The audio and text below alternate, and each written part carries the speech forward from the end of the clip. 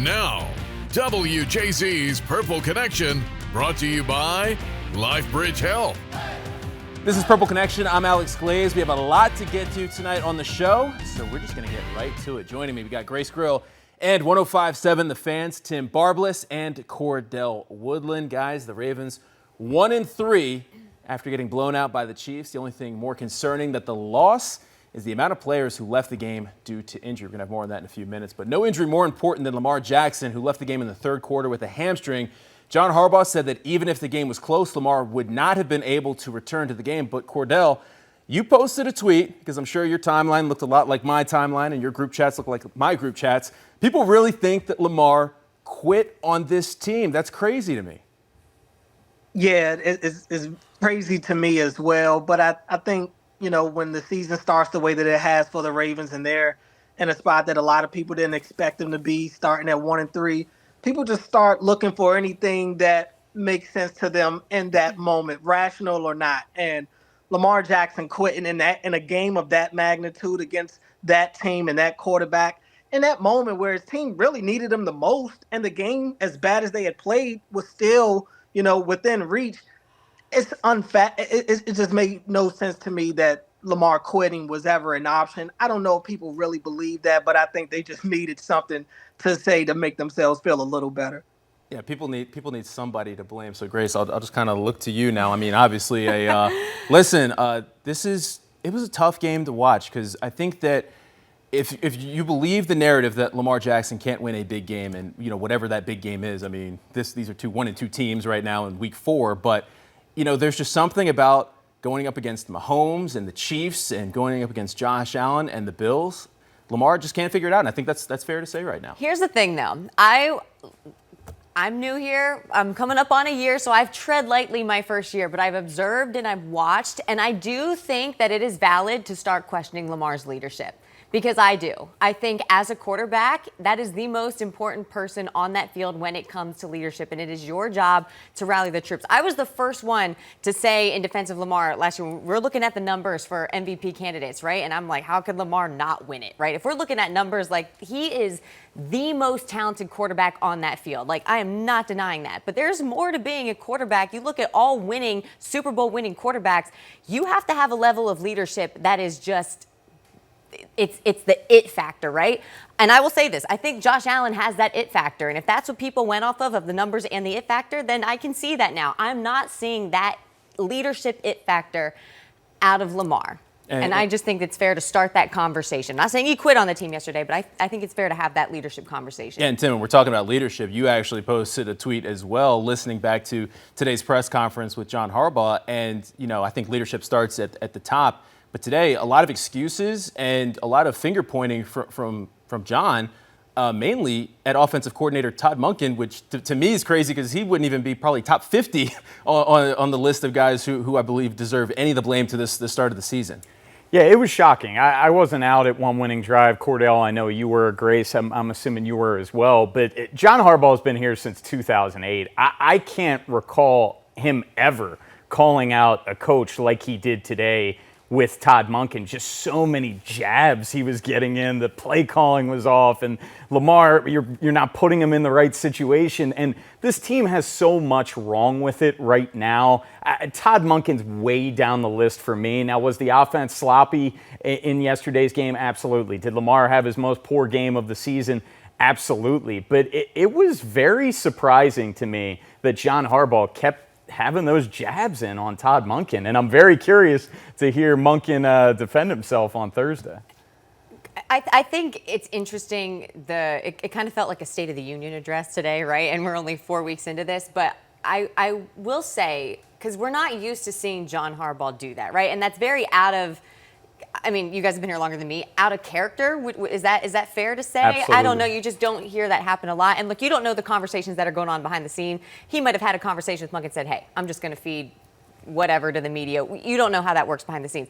But if we're seeing what we're seeing and there's infighting or whatever, like, then that's a culture problem. And I think the Ravens have a little bit of a culture problem right now, because they are, like we've said this whole show and through the start of the season, that team is so dang talented for them to be playing like this. Yeah, well, another thing we don't usually see John Harbaugh do is address injuries. And the big story coming out of today's presser, he did just that when we're talking about Nnamdi Madubuike and the neck injury that he's been dealing with for a couple of weeks. Harbaugh announcing that Madubuike will be out for the rest of the season. He's been placed on the season-ending injured reserve list. Obviously, a lot of concern around Nnamdi. But John Harbaugh wouldn't go into details about whether or not this could be a potentially career-ending injury. I'm trying to explain it in the best way I can in terms of what I'm allowed to tell you. Like, a lot of that is things that he needs to address with you guys, you know, in his time. So I really can't speak for him, wouldn't want to. Those are questions that would be best answered by him going forward, and he may be still getting some information on that as well, but I'll leave that for him to answer. And Cordell, I know you were there, boots on the ground. Just me kind of reading between the lines a little bit. I'm not trying to, assume anything. This doesn't sound good. I've never heard John speak that way. It kind of sounded like, there's a lot of legality that he's trying to tiptoe around, maybe some insurance things or, things of that nature. And I've also never heard him talk to, Nnamdi's got to address that, and say that a player is going to address that. So to me, that tells me that this could be down that career-ending, forced retirement that's heading in that direction. Well, it definitely tells you it's not anything good, right? I mean, he's on season in an IR. You listen to John's tone over the last couple of days when talking about Nnamdi. It hasn't been a positive or optimistic type of tone. And then, like you said, to hear him say that, he wants Madubuike to be the one to talk about whether or not this affects his career or beyond. Nothing good is coming from this. So definitely a huge blow to the team. And just on a personal note, just unfortunate for Nnamdi. Hopefully it's not career ending. It's horrible hearing that news. And just even when it was initially listed on the injury report with him missing practice due to a neck, anytime you hear a neck, that's a very, very scary situation. And John Harbaugh has been having this ominous tone now for going over a week. But it's a devastating blow to this defense. Nnamdi Madubuike is one of the players that they could ill afford to lose because he is that guy that can be so disruptive and get that valuable pass rush up the middle. And the defensive line depth is even thinner than paper thin right now. They didn't have Travis Jones yesterday. Broderick Washington is going to be out the next 4 weeks at a minimum. You brought up 2 guys off your practice squad to elevate. Brent Urban got put on the 53-man roster. This is dire straits for this defensive front right now. And Grace, obviously this is such a big loss. Madubuike also just 27 years old, a guy that they just invested in, signing that 4-year extension last year. Do you see this maybe being a situation where maybe the Ravens go out and try to make a move? That this isn't a lost season yet, but that is that's a position that they're so thin at. Can you see a move being made? Yeah, I think that's the hope for a player that has that much of an impact. I mean, what are we now? This is the second game where the Ravens, didn't have a sack, which prior to last week's game where they didn't record a sack, that hadn't happened in 4 years or something. The stat was crazy like that. I always find these conversations interesting, though, when you're talking about depth, right? Because it's like they say next man up mentality. And for me, I'm like, aren't these guys all good enough to be in the NFL? These guys are all pros. I get it. There's a level to starting and everything, but you got to hope that these guys can figure it out too, because at the end of the day, you're a pro football player. Go out there and do what you're paid to do. That's a $100 million defensive tackle they're going to have to try to figure out how to replace. Also, Nnamdi only played 2 games this season, still tied for the team lead in sacks with 2. All right, we have more Purple Connection coming up after this break. We're going to play a little game we call What's the Word? Stay with us. The Purple Connection, brought to you by LifeBridge Health. This is the Purple Connection, brought to you by LifeBridge Health. And welcome back to Purple Connection. It's time for What's the Word? I'm going to throw out a phrase. You guys fill in the blank with the word that you feel like best fits the vibe. Let's start with this quarterback situation. A lot of concern around Lamar Jackson and that hamstring. We don't know the severity of that injury. So right now, guys, the state of the Ravens quarterback room is what? Grace, I'll start with you. I'm just going to go I'm going to say concerning, and on multiple levels, not just the injury, because obviously that's a big one, but like I mentioned previously, in the leadership role, like I definitely think that is a conversation that should start being held when it comes to Lamar Jackson. Tim?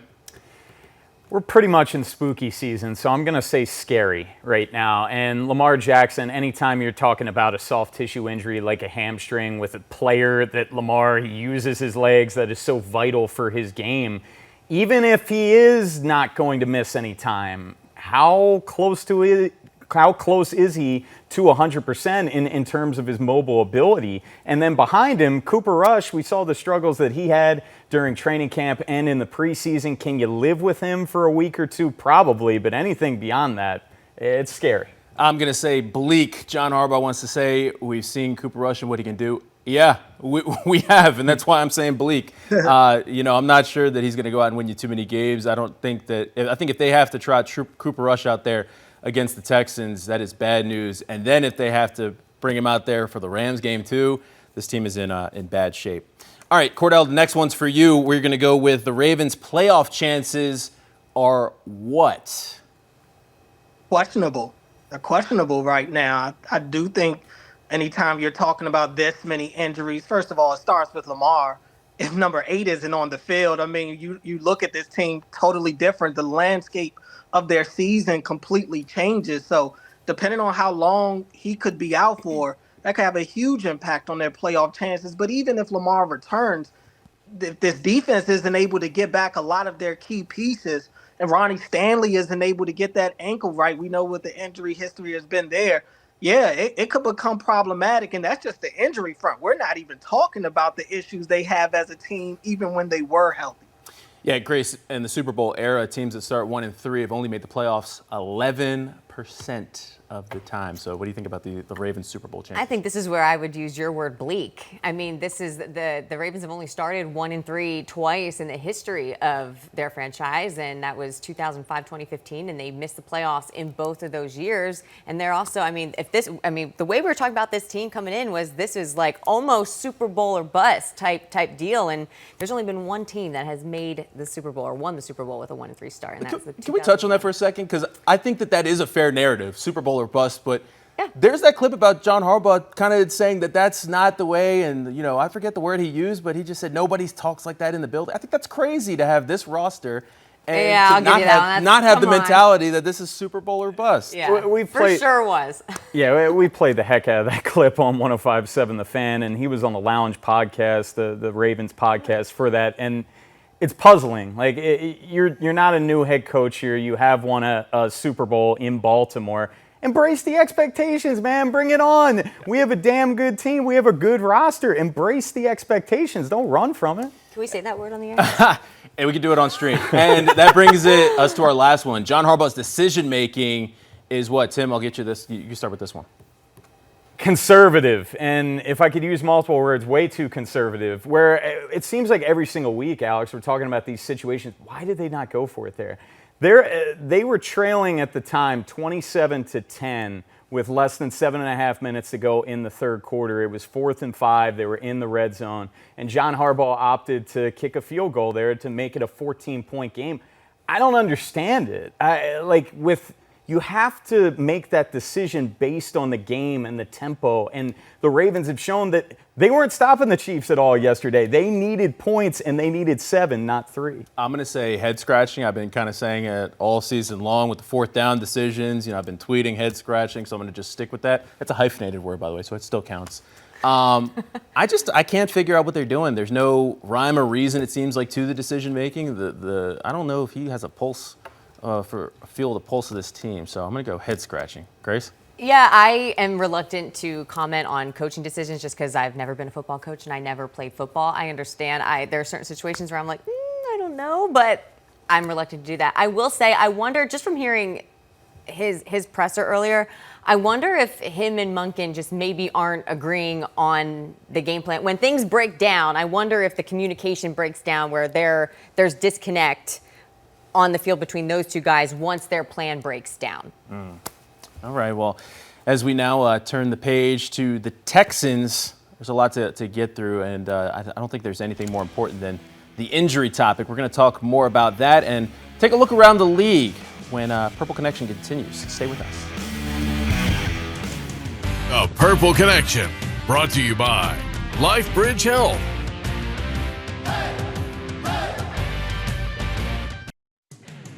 The League Checkup, brought to you by LifeBridge Health. Care bravely. And welcome back to Purple Connection. It's time for our league checkup. Take a look around the league. A lot happened yesterday. Listen, the story of the day for me, aside from waking up and having football, I love that. So you see the Steelers beat the Vikings in Dublin. Jackson Dart leads the Giants to their first win. Then in that 1 o'clock window, you also had the Eagles beating the Bucks to remain undefeated. Then A.J. Brown sending that tweet. Love when players do that. Feed the content beast. He was due for one. Yeah. And then Packers and Cowboys. Game ends in a tie. I say it past my bedtime to watch a game end in a tie. I'm not gonna lie, guys. I'm not out on the tie rule. I don't love it. I don't hate it. It just does nothing for me. I left feeling unfulfilled. Because you're an American, and Americans don't tie. We win. I agree. And that's why I think it's un-American to have that rule in the NFL. Listen. I'm only mad because I stayed up and my girlfriend will not allow me to have the TV on that late, so I have to have my AirPods in watching on my iPad. So imagine me with my AirPods in, and then the game ends in a tie, and I just have to sadly, just turn it off and take my AirPods. I'm just like, well, and I feel nothing. I'm like, that's how that ends. I thought Jordan Love lost the game when he threw that in the end zone and it just dropped the ground. I was like, wait, how's there 1 second left? That was crazy. Especially all the hype for that game too. I mean, I don't like this rule at all, but come on, it was Micah back in Dallas. You had Jerry Jones pregame talking about it. Micah didn't talk to anybody on the field, and then it was just really? We're gonna tie that? Yeah, I don't know about that. But hey, Cordell, how about Jackson Dart though? I like my quarterbacks with a little bit of swag, a little bit of moxie, a little bit. What Grace talks about it factor. Jackson Dart to me has it. I love seeing him. Not quite what I was talking about. Listen, swagger. I love Jackson Dart, and I love seeing him go out and get that dub yesterday. Even with the Malik Neighbors injury, obviously terrible for the Giants and for him. But how about that win? Yeah, I mean, it was a good win for the Giants. They're just lucky to get any win these days, picking up their first win of the season. Losing Malik Neighbors makes it bittersweet, no doubt. But look, they played a Chargers team that had looked really good through the first 3 weeks of the season. I think the Chargers were due. I think kind of that cross-country travel, playing in a 1 o'clock game, maybe played a little bit of a factor, took the Chargers a little bit to kind of get going. But yeah, no doubt if you're a Giants fan, you liked what you saw from Jackson Dart. He looked confident. He looked like he could execute the game plan. He made plays, made something out of nothing. Sometimes he's probably going to have to learn to not take as many hits. Some of that he needs play those. calling. He needs those. He kind of feeds him a little bit. He likes that. Builds character. It's a little I mean, contact. I'm sure he does, but it's the honeymoon phase right now. Let's see a little more of him. Could you see? Okay. Crazy theory here. Could you see the Giants trying to go out and get a receiver Neighbors obviously a big loss, but I think they saw something from this kid yesterday, and maybe go get him a weapon. So even when Neighbors comes back, there's a guy. Can you see that happening? I mean, I don't know how realistic they think their chances are at anything. Now, I will say this. The GM and the head coach are both on the hot seat, so there is a sense of urgency, I would imagine, in that building over there. So nothing would surprise me. You could go out there and maybe the Dolphins are still taking calls on Tyreek Hill or something like that. So we'll see. But I would need to see a little more out of this Giants football team before I start trying to invest anything real into them for this year. You mentioned the coach. Did you see the picture of him and Dart after the game? The embrace that was everywhere. I was like, oh man, dude, that was like the photo of the. Thank you. Tim, the early morning game, the Steelers. Hand up, I kind of wrote them off a little bit, but Steelers defense. It's Mike Tomlin. They're gritty. It's ugly. It's in Dublin. It's never pretty. They just find a way to get it done. And Aaron Rodgers smiling. Is this Steelers team a little bit of a threat maybe in the AFC North? Well, I just think they're the Steelers, where they're just going to find ways to win. It's not going to be the most aesthetically pleasing thing. But in terms of their defense, Alex, their defense is still not that good at all. They gave up 420 yards. But something they can hang their hat on, and then this goes back to last week against the Patriots, They forced turnovers. They got 2 interceptions from Carson Wentz. The 5 turnovers they forced against the Patriots last week was the difference in that football game. So you can give up a ton of yards, but if you get takeaways, it's going to lead to wins. And we're talking about rules that I hate. You're talking about takeaways. I hate the rule. I hate that ball was dead on the fumble, that because he was out of bounds and touching it, that they couldn't return it. I hate that rule, and that the Vikings absolutely did not deserve to keep possession there. And it's funny, I don't think I've seen that. Like, when you typically see that, it's kickoffs, where the kick returner will lay out of bounds and then step out as they catch it or something like that, right? I can't really recall, at least in recent memory, of an offensive player doing that. I don't think it was intentional that Jordan Mason was doing it, but it worked in his favor. I hate that. All right, we have more Purple Connection. Stay with us. We are going to talk more Ravens injuries and look ahead to the Texans game. Plus, we got our question of the week. You don't want to miss it. A Purple Connection, brought to you by LifeBridge Health.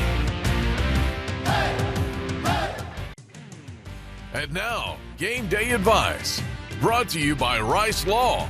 For the best advice, call Rice.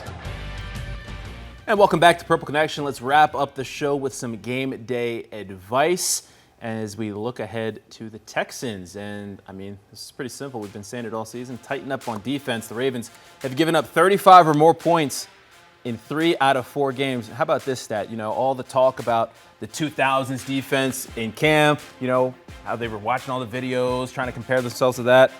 You know how many points that 2000s defense gave up? In 165. The whole season? In 16 games.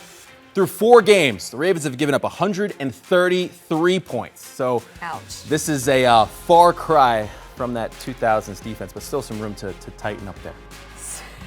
There's still some room. Still plenty of room. Still some room. I mean, Just a little bit of room. All of the room. I had to go back. I was on the calculator on my phone, and I'm like, wait, that can't be right. Oh, I just my had to gosh. hear. I was like, there's 16? Okay. Yeah, right. All right, our question of the week. We got a lot of great responses last week. This one also getting some responses early. We've already posted this one on the WJZ social media channels. We just want to hear from you guys, the fans. What change should the Ravens make to turn things around? Pretty simple question, but also complex at the same time. So, Tim, I'll start with you. What changes do you think the Ravens need to make to turn things around? It's a question we were bringing up last week in terms of the defense, and that's where I'm thinking, like, what is the card that John Harbaugh, Zach Orr can play this year? In terms of personnel, Roquan Smith's expected to miss multiple weeks. Marlon Humphrey is expected to miss multiple weeks. But I keep going back to the pass rush. They have to find a way to generate pass rush. The Ravens have blitzed 45 times through the first 4 games. They don't have a single sack from blitzing. Like, that's hard to comprehend. I don't know, scheming it up-wise, you're going to have to really pull a rabbit out of the hat, but it starts with the defense and it starts with the pass rush. They have to find a way to generate it. Cordell, what changes do you make? I'm getting back to the basics, man. This defense, as bad as they've been, and there are multiple things you can lean on, and Tim named one of them, but it all boils down to tackling. I mean, this has been a poor tackling defense through the first 4 weeks of the season. That's got to change. That's not the Ravens' identity. They like to be physical. It starts with tackling, guys, and especially in the open field. They have done a horrible job at that to this point in the season. I would start there. Yeah, I mean, Kyle Hamilton's talked about that it's execution on the players' part. And I mean, look, this is the same staff, most of the same players back that we were thinking they were going to win a Super Bowl with last year. So we can criticize everything, but at some point it does come down to execution. I feel like this is like, we need just like a kumbaya moment, maybe have a sleepover this weekend. I don't know, but like they got to just want to play for each other and they got to want it. And they got to play as a team. I mean, just watching the games, just feels like a lot of guys, a lot of individuals out there. I've said it for the past couple weeks, playing for the name on the back, got to play for the name on the front. So that's the change that I want to see, at least, you know. We still have 3 quarters of the season to go. So first quarter, we can kind of flush it, move on. And, you know, we just went to black, so I guess we're back. But we're still going to move on. That's going to do it for this week's Purple Connection. For Grace Grill, Cordell Woodland, and Tim Barbalace, I'm Alex Glaze. Thank you for watching. We will be back next week.